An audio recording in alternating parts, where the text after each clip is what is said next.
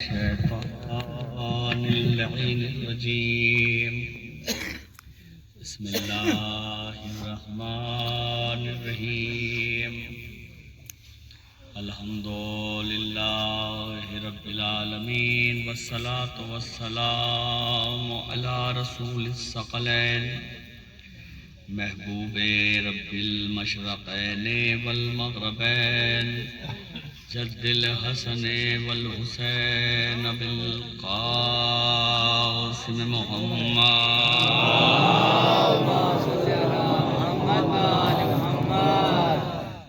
آلہ الطیبین الطاہرین المعصومین المنتخبین المنتجبین ولعنۃ اللہ علی اعدائہم اجمعین من یومنا ھذا الی قیامہ یوم الدین.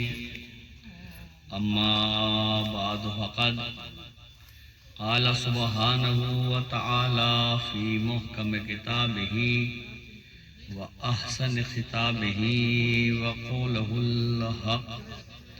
بسم اللہ الرحمن الرحیم. والضحى والليل إذا سجى ما ودعك ربك وما قلى وللآخرة خير لك من الأولى. صلوات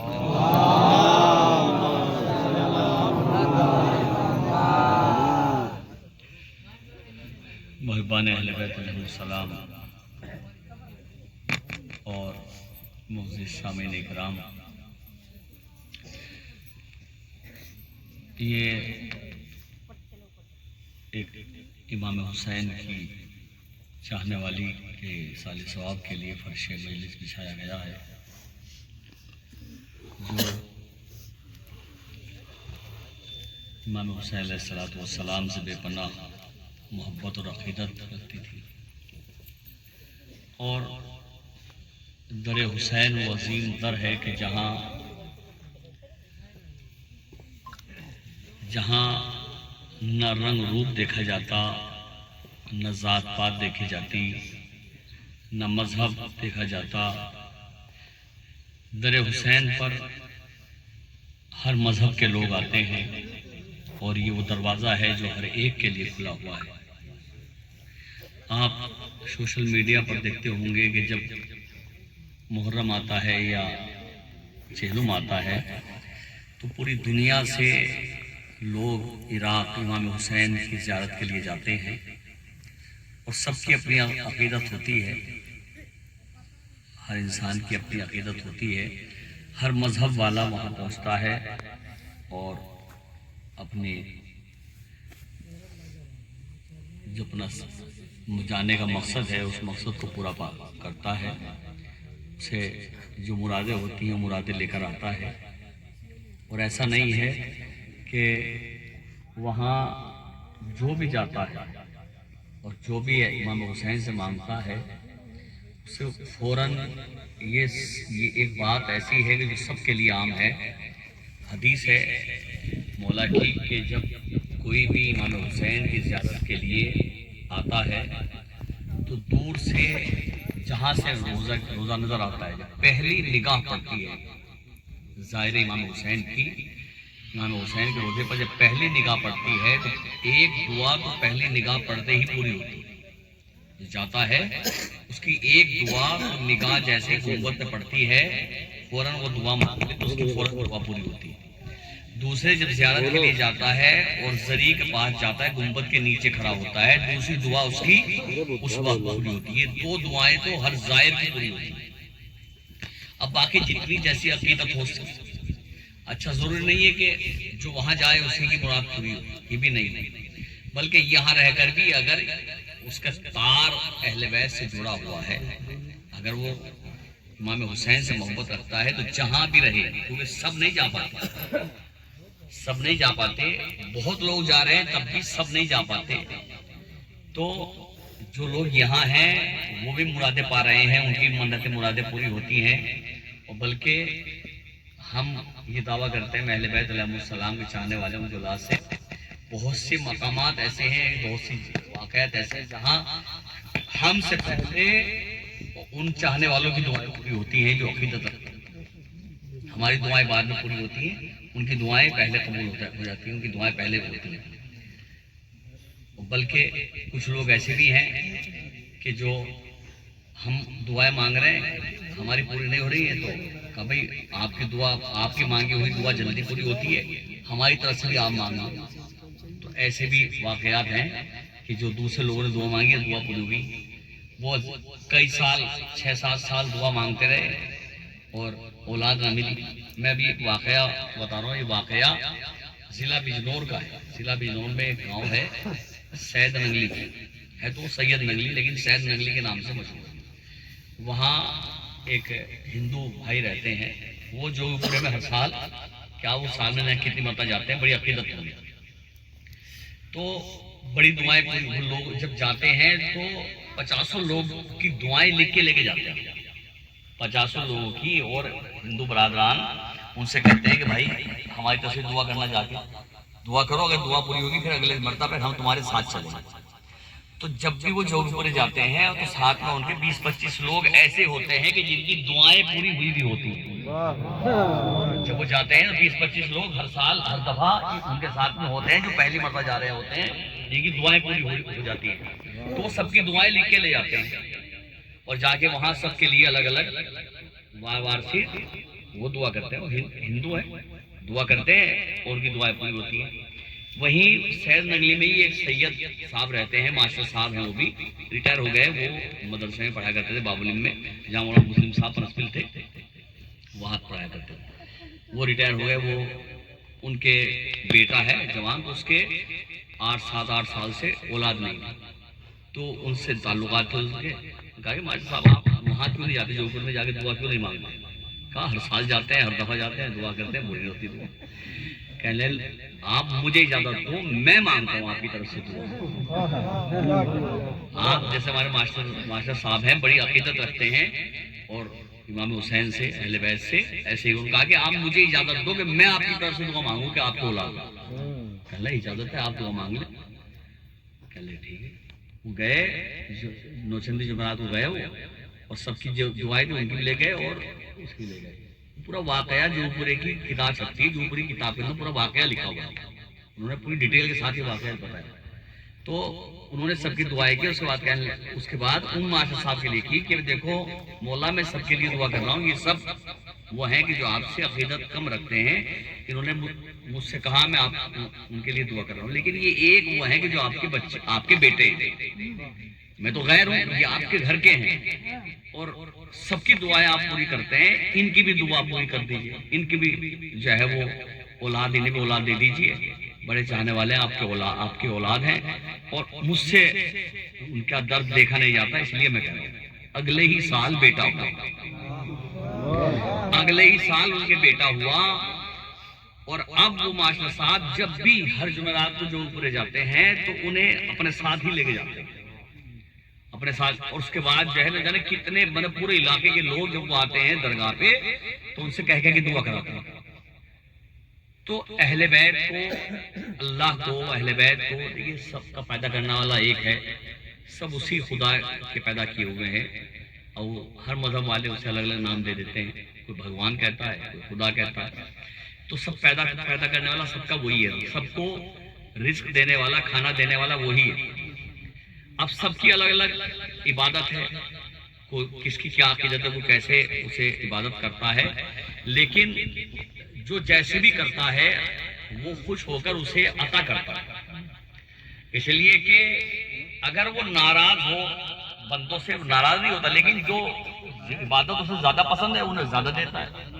لیکن وہ کسی سے، مخلوق سے اوپر والا پروردگار کسی سے ناراض نہیں ہوتا. ناراضگی کیا چیز ہے یہ اللہ جانتا نہیں، وہ ناراض نہیں ہوتا. اگر وہ ناراض ہوتا تو کتنے لوگ ایسے ہیں جو بھوکے مر جاتے، انہیں کچھ ملتا ہی نہیں. لیکن انہیں رزق ملنا اور بہترین رزق ملنا، اچھا رزق ملنا اس بات کی علامت ہے کہ وہ اللہ کا بھی ناراض نہیں ہوتا. ایسے ناراض نہیں ہوتا کہ کسی کا کھانا بند کر دے. ہم کسی سے ناراض ہوں، گھر میں شادی ہو، پڑوسی سے ناراض ہو جائے تو اس کی دعوت نہیں کرتے، بھائی سے ناراض ہو جائے تو بھائی کو نہیں کھانے پوچھتے. یہ ہم ہیں کہ اگر ہمارا کوئی رشتہ دار ناراض ہو جائے، ہم اس سے ناراض ہو جائیں تو اس سے پہلے دعوت والی فرشتے اس کا نام کاٹتے ہیں، چونکہ ہم بندے ہیں، ہم اللہ نہیں ہیں، ہم بندے ہم اللہ نہیں، ہم فوراً اس کا نام کاٹتے، لیکن اللہ کا یہ نہیں ہے۔ اگر اللہ کا کوئی، اللہ سے کوئی دوری بھی بناتا ہے، اوپر والے سے، پروردگار کی کوئی پوجا نہیں کرتا، کوئی عبادت نہیں کرتا، کوئی اس سے دوری بنا کے رکھتا ہے، تو وہ تب بھی اس کا کھانا نہیں روکتا، مجھے کھانا دیتا رہتا ہے کہ آج نہیں تو کل سمجھے گا، کل نہیں تو پرسوں سمجھے گا، کبھی تو مجھے سمجھے گا۔ بس جو صفت اس کی ہے، اوپر والے کی ہے، بس ایسی ہی صفات اہل بیت کی ہے اور امام حسین کی ہے، اس لیے کہ یہ صفات الہیہ کا مظہر ہے۔ جیسے وہ ناراض نہیں ہوتا، ایسے یہ ناراض نہیں ہوتے۔ بس یہ ہے کہ کبھی کبھی کسی چیز میں دیری ہو جاتی ہے، کبھی کبھی دیر سے دیتے ہیں، اور اپنوں کو بھی دیتے ہیں، غیر کو بھی دیتے ہیں، سب کو بانٹتے ہیں، جو آتا ہے اس کی مرادیں پوری ہوتی ہیں۔ یہاں سے کوئی مایوس نہیں جاتا، یہ وہ بارگاہ ہے کہ جہاں سے کوئی مایوس نہیں جاتا، یہ سب کی مرادیں پوری کرتے ہیں۔ اور بس شرط یہ ہے کہ کوئی دل سے ان سے لو لگائے۔ میں نے بتایا کہ دل لو تار جڑنے کا مسئلہ ہے۔ اگر تار میں اولاد ہوں، میں اولاد ہوں، چوتھے امام کی اولاد میں سے ہوں میں، تو لیکن ضرور نہیں ہے کہ میرا رابطہ امام سے اچھا ہو سکتا ہے مجھ سے اچھا رابطہ ماشاء رام اوتار صاحب کا ہے، میں تو نہیں جانتا اس بات کو، مولا جانتے ہیں، ہو سکتا ہے ان کا رابطہ مجھ سے بھی اچھا ہو، تو وہاں تار جڑنے کا مسئلہ ہے، کس کا تار کیسے جڑا ہوا ہے، کون کیسے ان سے رابطے میں ہے، کتنی عقیدت کے ساتھ ہے، کتنی معرفت کے ساتھ ہے۔ اور وہاں اہمیت اولاد ہونا یا شیعہ ہونا یہ ضرور نہیں ہے، وہاں اہمیت ہے معرفت کا ہونا۔ اگر معرفت اچھی ہے، اگر معرفت زیادہ ہے، تو ہو سکتا ہے کہ غیر دور سے کوئی آئے اور وہ ہم سے بہتر اور جلدی لے کر چلا جائے، اور ہم گھر کے اندر بیٹھے رہے ہمیں نہ ملے۔ اب میں اس سے بہترین مثال اور کیا دے سکتا ہوں کہ راہب تھا، عیسائی تھا، دور سے آیا، سمجھ چاہتا ہوں، راہب تھا، عیسائی تھا، دور سے چل کے آیا اور امام حسین کی بارگاہ سے 7 بیٹے لے کے چلا گیا۔ راہب تھا، عیسائی تھا، دور سے چل کے آیا، اور قسمت میں اولاد نہیں تھی، مقدر میں اولاد نہیں تھی، لوہے محفوظ پہ لکھا ہوا نہیں تھا، اس تختی پر، اس کتاب میں اولاد لکھی ہوئی نہیں تھی، جہاں سب کی قسمتیں لکھی ہوتی ہیں، سب کا مقدر لکھا ہوا ہوتا ہے۔ لیکن امام حسین کی بارگاہ میں آیا تو امام حسین نے نصیب کے اسے اولاد دی، اولاد تو بعد میں دی، پہلے اس کا مقدر پلٹایا۔ اس لیے کہ چیز ملتی وہ ہے جو مقدر میں، جو تقدیر میں ہو، جو مقدر میں ہو۔ پہلے مقدر پلٹایا، پہلے تقدیر بنائی، بعد میں اولاد عطا کی، کیونکہ جب جو چیز پہلے سے نہ ہو، پہلے اس کا وہاں جہاں لکھا جاتا ہے کہ یہ اس کی قسمت میں اتنی اولاد ہے، اس کی عمر اتنی ہے، وہ سب پہلے لکھا ہوا ہوتا ہے، تو پہلے وہاں لکھا، پہلے مقدر پلٹایا، پہلے تقدیر بنائی، بعد میں اولاد ملی، 7 بیٹے عطا فرمائے۔ رسول خدا کہہ رہے تھے بیٹا حسین، اس کے مقدر میں اولاد نہیں ہے، اس کی قسمت میں اولاد نہیں ہے، لوہے محفوظ پہ لکھا ہوا نہیں ہے، لیکن امام حسین نے کہا نانا میں نے اسے اپنی طرف سے 1 دیا، میں نے اسے اپنی جانب سے 2 دیے، میں نے اسے اپنی جانب سے 3 دیے، اور تاریخ ہے کہ 7 بیٹے امام حسین نے عطا کیے، اور 7 بیٹے جو حسین کہتے رہے اپنی طرف سے دیے، اپنی طرف سے دیے، اپنی طرف سے دیے، اور اللہ نے راہب کو 7 بیٹے عطا کر کے بتا دیا کہ اب یہ الگ بات ہے، حسین کے ناز مشیت اتنے اٹھاتی ہے، اللہ حسین سے اتنی محبت کرتا ہے کہ چاہے اللہ اپنی طرف سے دے دے، چاہے حسین اپنی طرف سے دے دے۔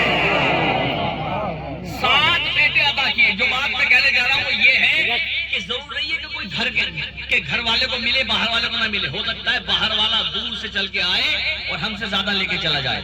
اب میں آپ کے دل میں اتر کے یہ جملہ کہنا چاہتا ہوں کہ راہب دور سے چل کے آیا، حسین سے 7 بیٹے لے کے چلا گیا، اور عائشہ گھر میں بیٹھی رہی، اولاد نہ لے سکی۔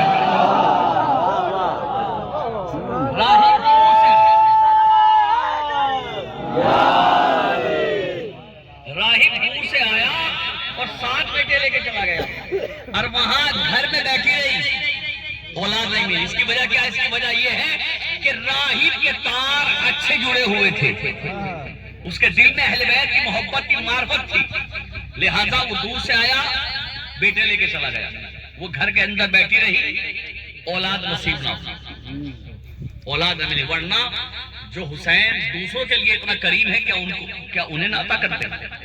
اگر حسین سے محبت کرتی اور اللہ سے امام حسین کے صدقے میں مانگتی تو کیا اللہ عطا نہ کرتا؟ اللہ عطا کر دیتا، لیکن نہیں۔ تو ایک روایت ہے کہ اہل بیت جو ان کے اتنا قریب ہوتا ہے، اس سے اہل بیت اس طرح قریب ہوتے ہیں۔ بہت مشہور واقعہ ہے، ایک یمن کا ایک بہت بڑا تاجر، اس کا مدینے میں آنا ہوا، اور جب مدینے میں آنا ہوا تو اہل بیت کا چاہنے والا تو ہر سال آیا کرتا تھا مدینے، اور مولا سے ملاقات کیا کرتا تھا، امام حسین کی زیارت کیا کرتا تھا۔ یمن سے چل کے آیا تجارت کے لیے، اور جب مدینے آیا تو اس نے دیکھا راستے میں ایک بہت ہی خوبصورت حسین اور جمیل بچہ کھیل رہا۔ اس کے یمنی تاجر تھے، بہت پیسے والا تھا، بہت صاحب ثروت تھا، اس کے کوئی اولاد نہیں تھی۔ اولاد کی جو سکون ہے، اولاد کی جو تڑپ ہے، یہ وہی جان سکتا ہے کہ جسے اولاد کی خواہش ہو، اسے اولاد ملنے میں دیر ہو رہی ہے، اس طرح کو وہی جان سکتا ہے، دوسرا احساس نہیں کر سکتا اس بات کا۔ اس کا احساس وہی کر سکتا ہے کہ کیا تڑپ ہوتی ہے، جسے پروردگار عالم بغیر کسی اس کے اولاد عطا کر دیتا ہے، وہ خوش نصیب ہے۔